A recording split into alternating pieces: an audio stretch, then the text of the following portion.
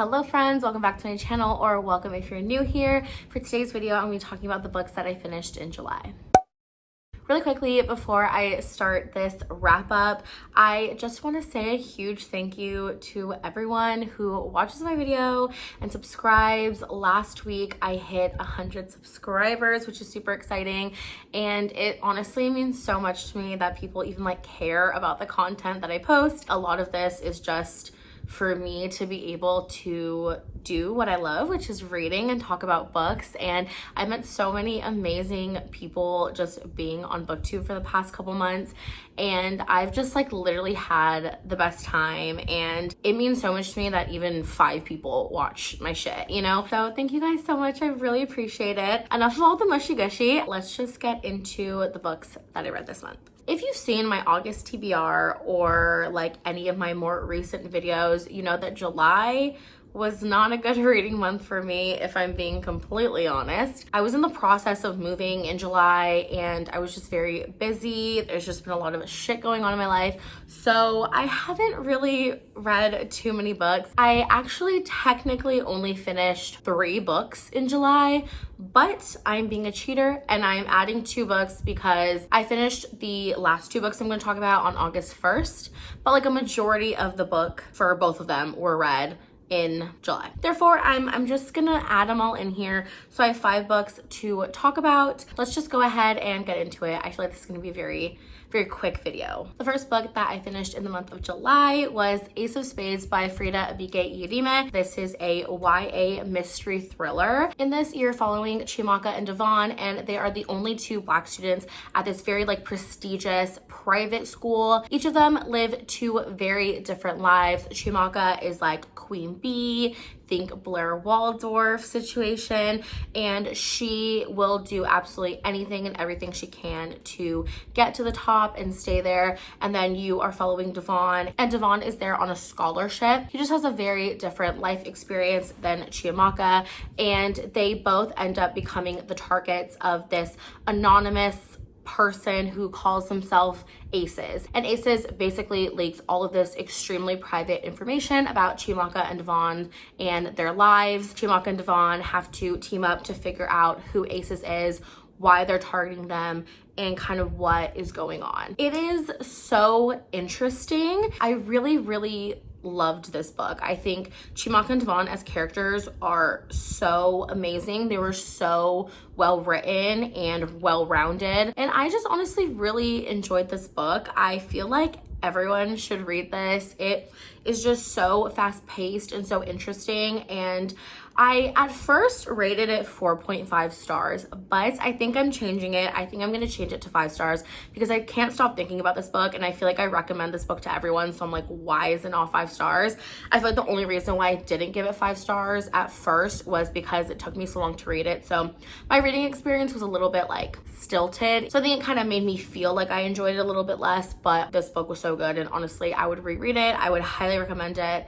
It was really great, and even though that was the only book I read in the first half of the month, it was a great one. So I'm not mad at it. The next book that I finished in July was Exile by Shannon Messenger, and this is the second book in the Keeper of the Lost Cities series. I read this as a buddy read with Leah, and we're buddy reading the whole Keeper of the Lost Cities series. That is such a mouthful to say, honestly. But yes, we are buddy reading the whole series together, and like I said, this was the second book.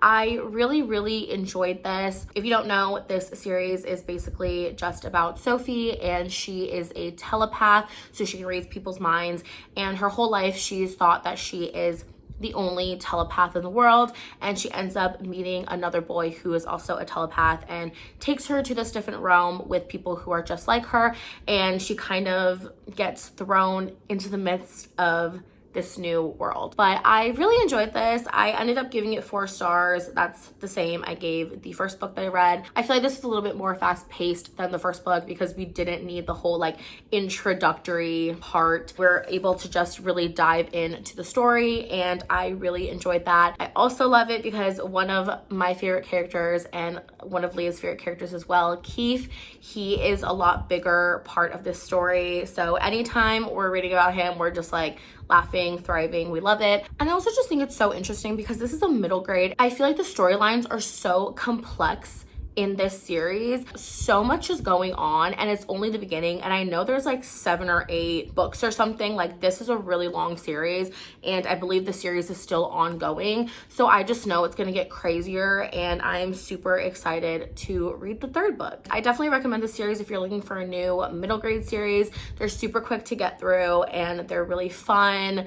The characters are fun, super interesting, so I would definitely recommend this one as well. Next book I finished was 56 Days by Catherine Ryan Howard. This is an adult mystery thriller that is basically set in the beginning of the COVID pandemic and the lockdown. In this book, you follow Sierra and Oliver, and they strike up a conversation in the grocery store. They start a relationship, and their relationship is barely starting to blossom, and then lockdown hits in Ireland, and they basically decide to move in together for the duration of the lockdown. 56 days after their first meeting, one of them ends up dead. The story just kind of follows 3 different timelines.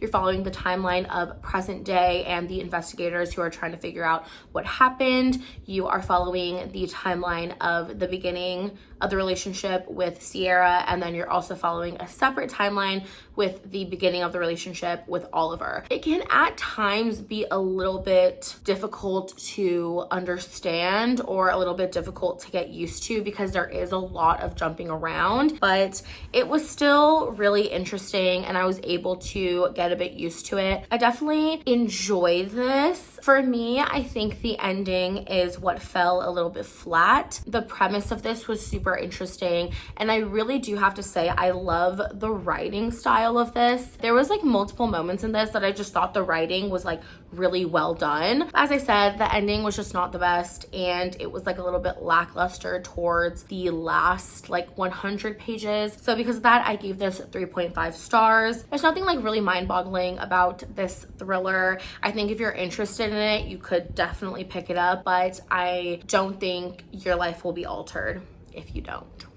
So the next one that I have to talk about is Clockwork Angel by Cassandra Clare, and this is a reread of the series that I'm doing with Leah and Jess, but they're reading it for the first time. This is the first book in the Infernal Devices series. I had the best time rereading this book. I did not change my rating from the first time I read it, because the first time I read it, I gave it 4 stars, and I feel like I definitely enjoyed my time more reading this, and if like my heart were to re-rate it, I would rate it 5 stars, but like I know this is not a 5-star book, so I just didn't re-rate it. But I just had the best time ever rereading this, and I annotated it, and I was just obsessed, in love. Like, I love this series. I honestly do. I'm super happy that I was able to finish this because it did take some time, but it's like such a breeze to read through because it's just so amazing. And the last book that I read this month was The Hitchhiker's Guide to the Galaxy by Douglas Adams. So this was our book club pick for the Chaotic Coast book club, and we will be having a live show soon. Let me tell you, like, this was a time. Okay, it was a time. I honestly can't even put into words what this is about. I'm gonna try my best to give you a synopsis. In this, you are basically following Arthur Dent. He ends up getting saved by Ford Prefect, who is an alien that looks like a human, I believe. And he ends up basically taking him to hitchhike across the galaxy because the earth gets destroyed. The whole time I was reading this, I was listening to it as an audiobook, and I have to say I'm so glad that that is how I consumed this story, because the audiobook was honestly really good. It was very well produced. I loved the narrator. It made everything just come to life a little bit more. I think I would have been extra confused if I read it, but I do have to say, like, I was still confused. I just always say this, like, I feel like I'm too dumb to read sci-fi, and like, obviously, like, I know I'm not actually stupid, but like, I feel stupid when I read sci-fi because it's just like everything goes over my head. Like, all of these concepts, my 5 brain cells are really like chugga trying to figure out what the fuck is happening constantly when I read sci-fi. So I'm just like, I don't know. While I was slightly confused, like, I wasn't mad at it, and it was kind of funny. I know it's obviously supposed to be a comedy, but like actually like giggled a little bit when I was listening to the audiobook. So I feel like I enjoyed it ish. I don't know. I think I'm gonna give it a 3-star, but yes, I finished this. It was interesting, to say the least. All right, so that is it for my July wrap up. As I said, very quick, very short. However, I was talking a lot in this, so it might be a really long video. Who knows? Let me know if you guys have read any of these books and how you feel about them. Let me know what you guys read in July, and I will talk to you all in my next video. Bye.